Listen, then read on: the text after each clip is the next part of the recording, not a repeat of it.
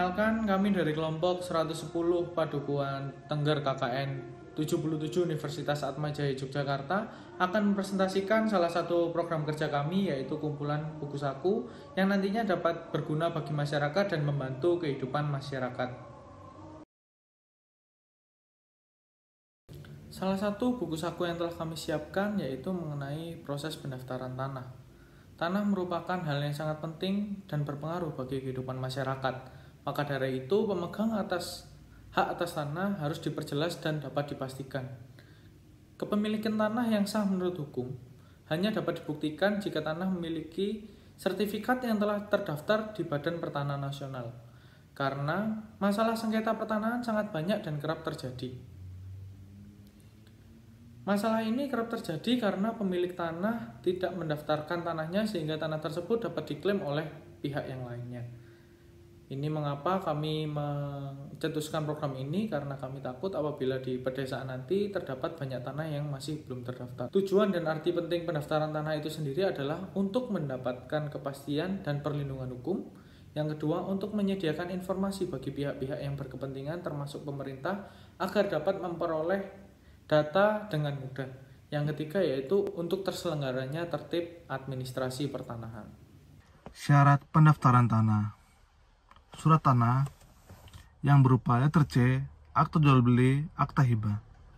Yang kedua, tanda batas tanah yang sudah terpasang dan sudah mendapat persetujuan dari pemilik tanah yang berbatasan. Yang ketiga, bukti sektor biaya perolehan atau surat hak atas tanah dan bangunan dan pajak penghasilan. Yang keempat, surat permohonan atau surat pernyataan peserta. Tidak lupa juga harus ada kartu keluarga dan KTP. Tahapan pendaftaran tanah antara lain tahapan penyeluruhan, tahapan pendataan, tahapan pengukuran, sidang panitia, pengumuman dan pengesahan, serta penerbitan sertifikat. Hati-hati pungutan liar. PTSL. Program PTSL seharusnya adalah program pendaftaran sertifikat tanah secara gratis. Peserta PTSL hanya dikenakan biaya-biaya perolehan atas tanah dan bangunan jika ada. Namun, sempat tersiar kabar bahwa ada masyarakat yang dikenakan pungutan biaya. Dihimbau bagi yang mengalami kejadian seperti ini untuk melaporkan kepada kantor BPN wilayah masing-masing.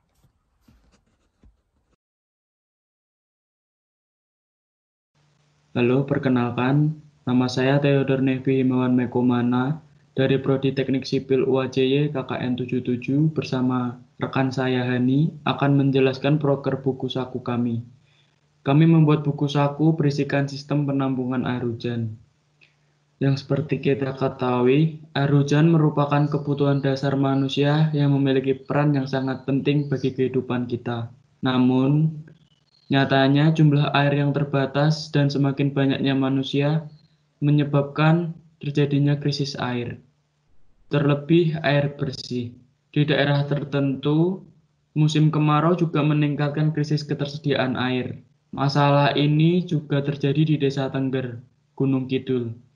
Dari hal tersebut, kami mengajukan proker penampungan air hujan sebagai solusi krisis air yang ada di desa tersebut. Lalu, apa saja sih isi dari buku saku ini sendiri? Buku saku ini berisikan tata cara pembuatan penampungan air hujan sederhana, yang dimana airnya dapat digunakan sebagai cadangan pribadi, keluarga, maupun desa itu sendiri. Lalu, bagaimana tata cara pembuatannya sendiri? Hal ini dapat dengan mudah dilakukan dengan mengalirkan air hujan dari talang air di sepanjang sisi atap rumah menuju ke penampungannya. Dapat digunakan pada rumah-rumah yang beratapkan genteng ataupun seng bergelombang. Selanjutnya, apa saja manfaat dari penampungan air hujan ini sendiri? Yang pertama, airnya dapat digunakan sebagai cadangan air bersih pribadi di rumah maupun untuk desa. Yang kedua, airnya digunakan sebagai pengairan atau irigasi apalagi di musim kemarau. Dan yang ketiga, sebagai pemenuhan kebutuhan air pribadi di rumah maupun untuk desa keseluruhan. Dan yang keempat adalah untuk kebutuhan air hewan ternak. Sekian penjelasan proker buku saku dari Prodi Teknik Sipil UAJ. Terima kasih. Perkenalkan, nama saya Egi Arnada Pinem dari Fakultas Bisnis dan Ekonomika, Program Studi Manajemen angkatan tahun 2016. Di sini saya akan memberitahu tentang kegiatan pemasaran apa saja yang dapat dilakukan oleh pengrajin dari Desa Tengger dalam memasarkan produk kerajinan tangannya. Yang pertama, saya akan menjelaskan apa itu pemasaran. Pemasaran adalah suatu kegiatan menyeluruh, terpadu, dan terencana yang dilakukan oleh sebuah organisasi atau institusi dalam melakukan usaha agar dapat mengakomodir permintaan pasar dengan cara menciptakan produk yang bernilai jual, menentukan harga, mengkomunikasikan, menyampaikan, dan saling bertukar tawaran yang bernilai bagi konsumen, klien, mitra, dan masyarakat umum. Pemasaran juga menjadi salah satu hal yang harus dilakukan oleh perusahaan untuk mempromosikan suatu produk atau layanan yang mereka punya. Selanjutnya, pemasaran mencakup pengiklanan, penjualan, dan pengiriman produk ke konsumen atau perusahaan lain. Pemasaran akan sangat membantu bagi konsumen karena mereka akan menjadi lebih mudah untuk menemukan produk yang sesuai dengan kebutuhan mereka. Jika pemasaran dapat sesuai dengan targetnya, maka perusahaan akan mendapatkan banyak sekali pembeli dan keuntungan dari produk yang mereka jual. Selanjutnya, saya akan menjelaskan tentang apa saja yang dapat dilakukan oleh para pengrajin Desa Tengger untuk memasarkan produk kerajinan tangannya. Yang pertama, pintu ke pintu. Pintu ke pintu adalah salah satu strategi yang dapat dilakukan oleh masyarakat untuk menarik minat beli konsumen terhadap produk kerajinan yang dihasilkan. Kegiatan pintu ke pintu ini termasuk ke dalam personal selling, yaitu personal selling merupakan interaksi antara individu yang saling bertemu muka dengan tujuan untuk menimbulkan penjualan. Hal kedua yang dapat dilakukan oleh para pengrajin desa adalah mengikuti bazar dan pameran. Bazar dan pameran merupakan kegiatan yang dilakukan untuk menginformasikan dan mempromosikan produk kerajinan tangan yang dihasilkan oleh pengrajin Desa Tengger. Bazar dan pameran digunakan untuk agar para konsumen atau masyarakat yang ingin melihat langsung apa produk yang dihasilkan oleh mereka. Yang ketiga adalah iklan di radio. Salah satu bentuk promosi yang dapat dilakukan oleh masyarakat adalah melalui iklan yang dimuat di radio. Iklan radio merupakan cara promosi yang digunakan untuk menyebarluaskan informasi kepada masyarakat terkait dengan produk yang ditawarkan. Dengan cara tersebut, akan ada komunikasi secara tidak langsung antara pengrajin desa dengan calon konsumen. Yang keempat, hal yang dapat dilakukan adalah memperluas jangkauan pasar dengan mengoptimalkan peran dari internet. Selain memilih pemasaran secara offline, pengrajin juga dapat menjangkau pasar yang lebih luas melalui internet ataupun sosial media seperti Facebook, YouTube, Instagram, dan yang lain-lain.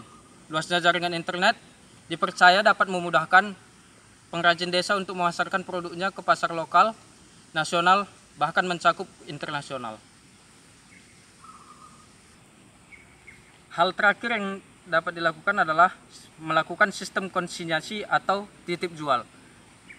Para pengrajin bisa mencoba memasuki pasar retail dengan cara menitipkan produk kerajinan tangannya di beberapa toko kerajinan maupun galeri art. Semakin sering masyarakat bekerja sama dengan pemilik toko, maka akan semakin besar pula peluang untuk mendatangkan konsumen. Sebelum melakukan kegiatan pemasaran, ada 4 hal yang harus dilakukan oleh para pengrajin desa terlebih dahulu. Yang pertama adalah melakukan koordinasi dengan pemerintah daerah. Untuk memperkuat manajemen pemasaran para pengrajin desa, dibutuhkan juga dukungan dari pemerintah, masyarakat, dan juga pihak swasta lainnya. Para pengrajin desa harus bekerja sama dengan pemerintah, sehingga pemerintah dapat menciptakan pusat-pusat usaha kreatif sebanyak mungkin, sehingga dapat memperkenalkan hasil produksi para pengrajin desa ke masyarakat luas. Yang kedua adalah kenali pelanggan atau pasar. Mengenali pelanggan atau pasar merupakan hal yang sangat penting dalam manajemen pemasaran, karena pasarlah atau pelangganlah yang akan menggunakan produk kita nanti. Yang ketiga adalah berkreasi, berinovasi, dan juga berkompetisi. Karena peluang pasar yang sangat luas untuk produk kerajinan tangan, maka pengrajin desa harus berkreasi, lebih kreatif, dan lebih berinovasi lagi dalam menciptakan keunikan dalam produk mereka, sehingga mereka bisa berkompetisi dengan pengrajin yang satu dengan pengrajin yang lainnya. Dan yang terakhir adalah mereka harus membuat tim yang solid untuk meningkatkan.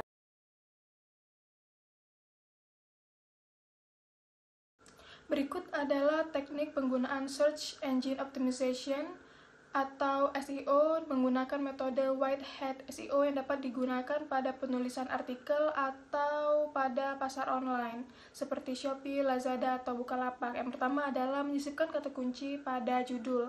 Buatlah judul semenarik mungkin dengan meletakkan kata kunci di dalamnya, karena ketika pengguna mengetik kata kunci pada kolom pencarian seperti Google, maka judul Anda adalah yang pertama sekali mereka lihat. Sehingga buatlah judul dengan semenarik mungkin dan jangan lupakan meletakkan kata kunci di dalamnya.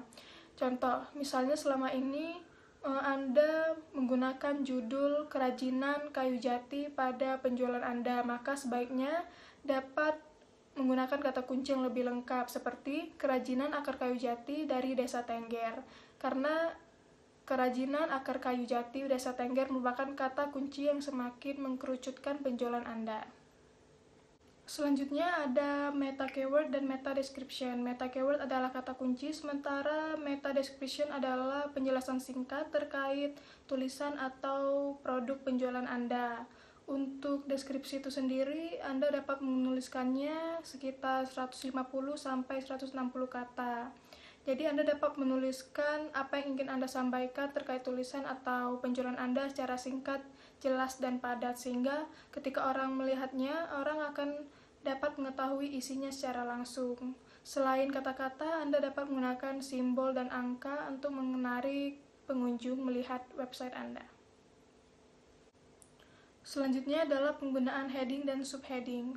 Heading dan subheading sendiri adalah tingkatan judul dari yang terbesar atau H1 sampai yang terkecil atau H6. Penggunaan heading dan subheading sendiri adalah berfungsi agar tulisan Anda terstruktur, lalu berfungsi juga agar pengunjung dapat memahami tulisan Anda dengan mudah dan cepat. Selanjutnya adalah penggunaan URL struktur atau link, di mana dalam tulisan Anda dapat menggunakan atau mencantumkan link-link dari media lain, sehingga ini kemudian akan bermanfaat. Link-link tersebut akan mengarahkan pengunjung kepada website Anda. Kemudian ada penggunaan gambar. Ketika Anda menggunakan gambar atau mencantumkan gambar, berilah deskripsi gambar tersebut dengan menggunakan kata kunci, karena ketika orang mencari kata kunci tersebut pada kolom pencarian dan gambar tersebut muncul, maka gambar tersebut dapat mewakilkan tulisan atau produk yang Anda jual. Selain itu, penggunaan kata kunci pada gambar akan membedakan gambar Anda dengan gambar-gambar lain yang serupa. Yang terakhir adalah konten. Sisipkan kata kunci sebanyak mungkin pada tulisan Anda atau pada pasar online tempat Anda berjualan seperti Shopee, Lazada, atau Tokopedia, karena semakin banyak kata kunci yang digunakan, maka semakin besar kemungkinan pengunjung akan menemukan website atau toko penjualan Anda. Ketika Anda ingin memulai sebuah usaha seperti penjualan kerajinan kayu namun berbasis online, mungkin Anda bisa menerapkan sistem SEO. Karena sistem SEO ini mempunyai banyak manfaat. Yang pertama adalah rendahnya biaya atau gratis. Yang kedua adalah dengan sistem SEO ini Anda bisa menaikkan traffic atau pengunjung, sehingga toko online Anda bisa mendapatkan pengunjung hingga ribuan pengunjung dalam perharinya. Lalu yang ketiga adalah bisa meningkatkan brand awareness. Jadi ketika website atau toko online Anda berada dalam peringkat 1 Google, maka pelanggan ataupun calon pelanggan akan percaya terhadap toko online Anda dan bersedia untuk mengunjungi toko online Anda. Lalu yang terakhir, yang keempat adalah data customer. Jadi ketika Anda menerapkan sistem SEO, Anda bisa mendapat data-data customer seperti apa yang mereka sukai, jenis kelamin mereka, sehingga hal-hal tersebut bisa Anda manfaatkan untuk menyesuaikan produk yang Anda ciptakan, sehingga toko online Anda bisa sukses di pasaran. Untuk program kerja buku saku, khususnya untuk program studi teknik informatika, kami berpikiran untuk membuat buku saku yang lebih menjurus kepada e-commerce. Berdasarkan penelitian di Padukuan, kami menyimpulkan bahwa banyak sekali produk yang terbuat dari alam maupun yang dibuat oleh manusia seringkali tidak terjual habis atau tidak memiliki media untuk dijual secara luas. Oleh karena itu, kami berpikir untuk mengenalkan dan juga mengajarkan bagaimana cara menggunakan e-commerce sehingga dapat mempermudah proses menyebarluaskan informasi tentang desa, tentang produk, dan juga tentang hasil karya yang dibuat oleh masyarakat, dan kemudian dapat dengan mudah disebarluaskan dan dijual. Jadi di dalam buku saku ini nanti kita bisa melihat pengertian tentang e-commerce itu sendiri. Kita juga bisa melihat kenapa e-commerce itu unggul, dan juga kita berfokus kepada salah satu jenis e-commerce, yaitu Tokopedia. Kita memilih Tokopedia sebagai salah satu e-commerce untuk dijadikan sebagai contoh untuk melakukan tutorial. Jadi di dalam buku sakunya nanti kita akan memberikan tutorial seperti bagaimana cara menggunakan Tokopedia itu sendiri, bagaimana cara mengaksesnya, bagaimana cara membuka toko, bagaimana cara berjualan, dan strategi-strategi khusus yang dibutuhkan. Kami mengharapkan buku saku ini dapat digunakan dengan baik, dan kami juga mengharapkan agar buku saku ini dapat berguna dan dapat dimanfaatkan oleh masyarakat desa. Nah, sebelum kita lebih lanjut untuk mengetahui bagaimana transaksi jual beli secara online, kita harus tahu dulu apa itu e-commerce secara singkat. Jadi e-commerce adalah segala bentuk transaksi jual beli yang dilakukan dengan media perangkat elektronik, di mana Tokopedia adalah salah satu media perangkat elektronik atau bisa disebut sebagai platform jual beli elektronik. Nah, sebenarnya lebih tepat jika disebut marketplace, karena media perangkat elektronik itu bisa meliputi televisi, radio, dan lain-lain. Sedangkan marketplace adalah sebuah aplikasi atau program yang memang dirancang khusus untuk jual beli, di mana untuk mempertemukan penjual dan pembeli dalam prosesnya transaksi dan lain-lain, yang mengurus adalah providernya. Nah, mengapa sih kita milihnya Tokopedia? Nah, padahal kan di luar sana masih banyak marketplace lain yang lebih bagus dari Tokopedia misalnya. Jadi, mengapa kita pilih Tokopedia? Karena Tokopedia adalah salah satu marketplace yang memberikan kemudahan dalam membuat toko pribadi. Jadi, di luar sana terdapat banyak marketplace yang memberikan persyaratan di mana harus mengajukan surat izin usaha dan lain-lain. Nah, sedangkan Tokopedia tidak. Mengapa tidak? Mereka lebih menghitung atau merating segalanya itu berdasarkan rating yang diberikan oleh konsumen, serta juga ulasan-ulasan yang diberikan konsumen terhadap toko tersebut. Jadi tentang kualitas bahan dan lain-lain itu juga bakal dilihat dari sana.